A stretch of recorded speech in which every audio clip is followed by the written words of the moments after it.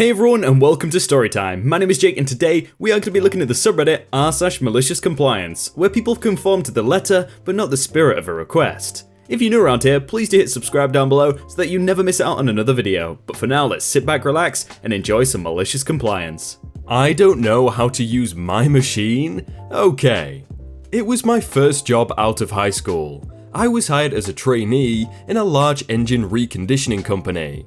It was one of those family-run businesses that start in the backyard and grew to the point where they might have been making millions, but they were likely spending just as much. All the family members worked there in all the top positions, so you were never going to move up the ladder. I was stationed at an old milling machine. No computer, no smart tech. You mounted a cylinder head in the bay, you manually dragged the milling head over, visually lowered it until it made contact, then raised it up 1/100th of a millimeter, turned the mill on and manually wound the head across the part you will mill. I got pretty good at using this mill. The average heads milled per day was around 21. In one day, I'd sometimes do 50. But luckily, the worker in the station next to me caught on, and when I was about to report my day's worth of work, he said 21. I was still young and dumb, so I proudly said 50. He corrected me. 21. Tomorrow, you pretend to work. Lightbulb moment that I always remember to this day. I'm in my 40s now. So from then on, I'd work hard one day and have an easy day the next. One day, the mill needed serious maintenance. The company was so tight that they didn't regularly maintain any of the machines. They waited until they needed repairs. I wrote down the issue I had and mentioned that this mill was not operational. At any random moment, the mill would jump and the head would drop about a millimeter. The diamond tips would gouge the cylinder head and most of the tips would snap. Expensive. Instead of being told, "Thanks for reporting it, we'll get it fixed right away," they told me off for being abusive to the machine. That I didn't know how to use it correctly. Normally, when something like this happened, and it happened a lot, they would demote you to the acid wash or the camshaft bearing resurfacer, the worst job in the company. But instead, they sent me to the new laser-guided computerized mill, which was also out of order but had been waiting for the tech to come and resolve the issue. The guide probe that was used when you initially put a new part in there was malfunctioning. The machine would sense the part, and instead of stopping, resetting, and then sense the part again at a higher resolution, it would smash the probe into the part and break the tip, costing lots of money. I tried to tell the supervisor that the machine he was sending me to was out of order, but he shut me up before I even opened my mouth. He jumped on the old mill and made me stick around to show me how to do it properly. The mill couldn't have messed up at any better moment. About 30% into the job, the head dropped a few centimeters, not millimeters. Smashed into the head went flying off the otherwise pretty solid mounts. A scary moment. Being an old mill, you could run this without the guard door shut, which the supervisor did. I went to say to please shut the door, but he shut me up again. Fine, I stood well away. Guess which direction the cylinder head went flying? Right at him. Hit him in the chest, winded him, knocked him to the floor, and I immediately called an ambulance. He was rushed off to the hospital and returned to work with some broken ribs. It didn't end there though. He blamed me for everything upon returning to work and said he hoped I continued working on the other mill. I was stationed at the acid wash by another supervisor, another family member, a big box with a cage. We dumped parts into it and back out. Simple, menial, perfect. Nothing could really go wrong. I went to say the other mill was broken too and tried to remind him that the probes kept snapping. He wanted none of it. Once again showing me how to use the fancy mill. He instructed me to lift the cylinder into the mill and mount it. He programmed the mill for that model head, closed the door and pressed start. The probe came down and kept going, shattering into the head. He swore so hard he hurt his ribs. Do you want me to go back to the acid wash now until this is fixed? I got sent to the area where we removed head studs. Better than the wash. We used blowtorches. I guess he didn't want to be told what to do. It's amazing how all these companies are like family-run businesses that do the whole, oh, we'll just fix it when it needs to be fixed, instead of, oh, we'll just do scheduled maintenance, yet they always end up paying a lot more. It's just a few lines of code. Some time ago, I was working on a control system overhaul project, out with the 1990 stuff, in with the newer stuff. One of the feature upgrades that allows the station to automatically handle multiple different model parts was impossible without more hardware and sensors. The previous configuration required several minutes of changeover for different model parts to ensure that the station was properly set for each specific model. I and my supervisor explained to the manager that what they were asking for required a revised budget, as there was no feasible way to write the logic to operate without certain inputs. It was essentially asking to install auto-driving functionality into a car that didn't have LiDAR or radar, cameras, or any sort of external sensors, and thus was entirely reliant on the car's built-in GPS to find its way around. It's just a few lines of code, figure it out. So my team came up with an idea. Having the operator manually input required data before each production cycle starts, which is about every 30 seconds, because existing control system setup just didn't know. Otherwise, the cycle will not start. I did ask for operators' input, and they all thought it was an incredibly bad idea, but the manager insisted they would get used to it. Operators hated it, of course, when it went live, and management heard the whining after half a day of the madness. We were instructed to put it in a bypass, and we got management approval to install it after putting our warnings in writing about having a control system blindly operate with a set of assumed conditions that may rapidly change. One of us put in an email statement. You are asking us to create a self-driving car that assumes that it is on a straight highway and there is nothing in its way at all times. With the press of a button, we can do that, if you have no objections. Have you ever seen a machine drill into itself, sever some high-pressure coolant lines, and then attempt to cycle with the super expensive drill bits still tearing into the casted structural components? It was not pretty, as it turned out that super hard drill bits shatter instead of bending when struck by a high-speed transfer mechanism. I wish I could share pictures and more detail, but that's against legal department's policy. Edit the aftermath that people wanted.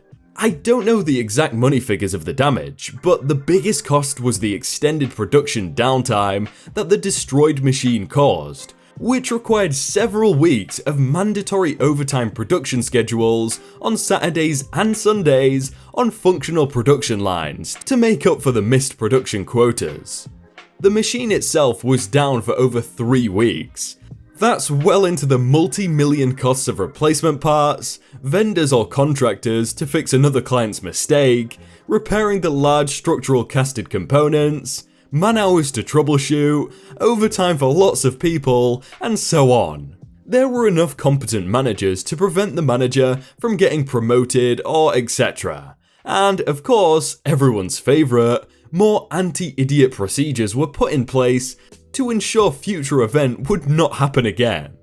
Although the responsible manager is still around for whatever reason, in a different place with a different title, maybe just had enough connections to avoid being shown the doors.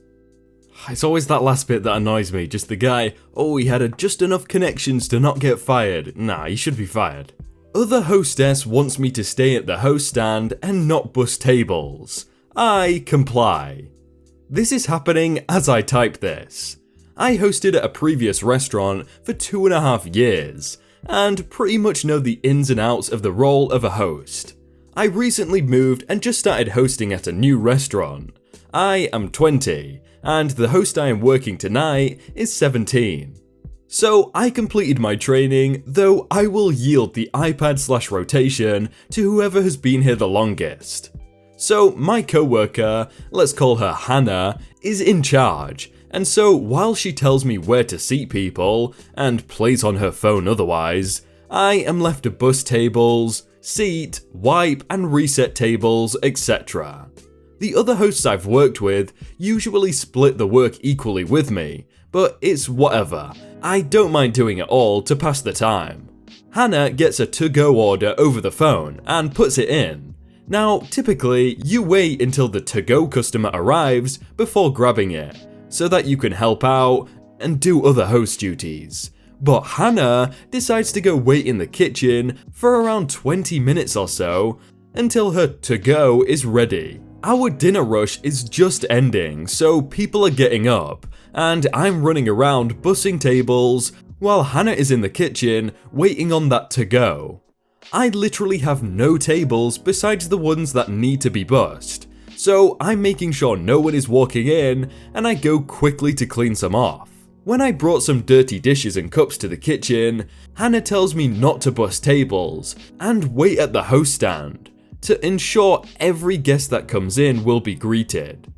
Yeah, I get that, but I need tables to seat them at, and if they aren't coming in, I'm going to do my job and bus those tables. But she insists, in a more rude than usual tone, that I need to stay up there and not bus tables. So, I say, okay, and stand up the host stand. I play on my phone, text some friends, browse Reddit, the works. No one comes in. Meanwhile, so many tables are getting up and need to get bussed. My manager comes up and lets me know when Hannah gets back up there. I'm cut and free to leave. Literally 30ish minutes from when she first left the host stand, Hannah comes back up with this tiny to-go order and realizes the restaurant is a mess. I'd let her know I'm cut and clocked out. I am gone now, lol.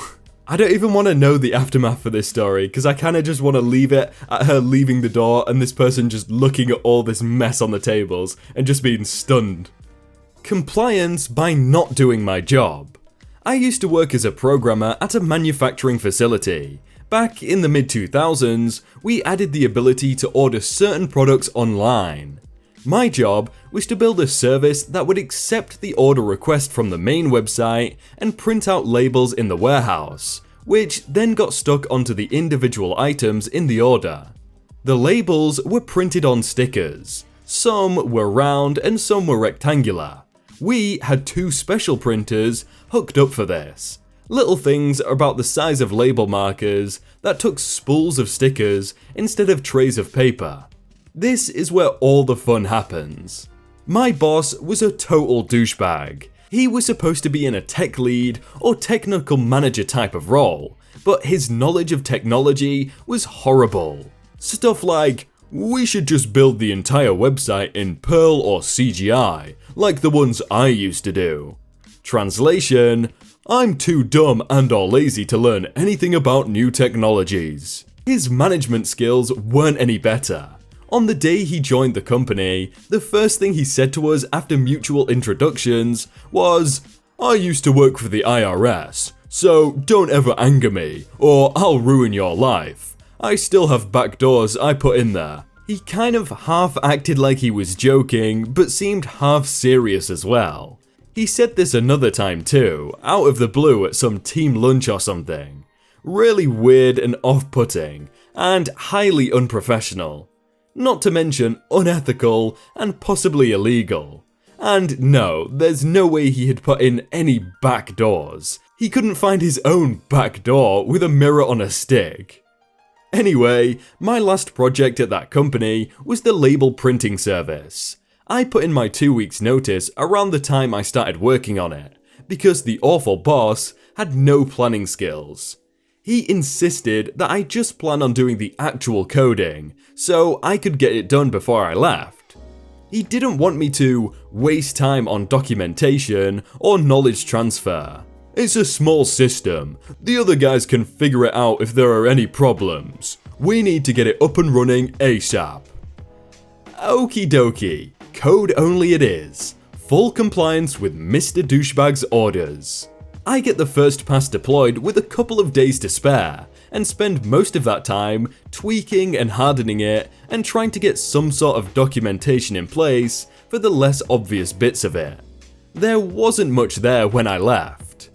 Fast forward 2 weeks, I'm at my new job, and former co-worker Tom calls me. Tom hated the boss as much as I had, but it turns out the boss had put him up to making the call. Hey Het, the boss wants to ask you something. Do you have a minute? I told him to put him on, while wondering why the idiot didn't just call me himself. Presumably he thought I'd ignore him. I wouldn't have, partly because I'd try not to be a douche, and partly out of morbid curiosity. The douchebag boss was very polite to me, as he had told me how the printers had just stopped working, and asked if I had any idea what the problem might be. Needless to say, I was gobsmacked. I held back my snarkier thoughts, and just reminded him politely that I don't work there anymore. And without actually being on site to examine the system, there was no way I could help anyway. Okay, thanks anyway, bye. I found out later from Tom that the printers had been down for a few days, and the awful boss was in a panic, cursing my name to all and sundry. One of his many stellar management qualities was an ability to go straight to yelling and trying to assign blame, skipping straight past all that pesky, focusing on went wrong and how to fix it BS. He actually went so far as to suggest I had deliberately sabotaged the system. It turned out that the real root of the problem was that the print settings had just reverted, or been reverted, to the defaults, so the software was running against the wrong paper size, and in one case, the wrong orientation. One of the things I didn't document was that the print setup had to be configured specifically for the small round labels and the small, rectangular, 90-degree rotated labels. I didn't document that because 1, I figured getting the paper size and orientation correct would be self-evident to anybody who had ever used a printer before, and 2, did I mention the douchebag told me not to waste time on that frippery? If you're wondering how incompetent Tom must have been to not have found the problem sooner, it's because the douchebag was riding herd on him to suss out where I had messed up the code. I'm sure the notion occurred to him fairly early on, but he wasn't given the chance to look there until later, and even then, the specifics probably wouldn't have been obvious. So the guy basically said, program this thing, but don't document it for when you leave. That just sounds like Murphy's Law is bound to happen. Hey everyone, I hope you all had a really good day and that you enjoyed that video. If you want to check out some other videos, then click on screen right now, or check out the playlist down below. If you enjoyed that video, then please do leave a like, and if you want to submit your own stories, then you can do so by joining the Discord in the top link in the description. But thank you so much for watching, and I will see you very soon.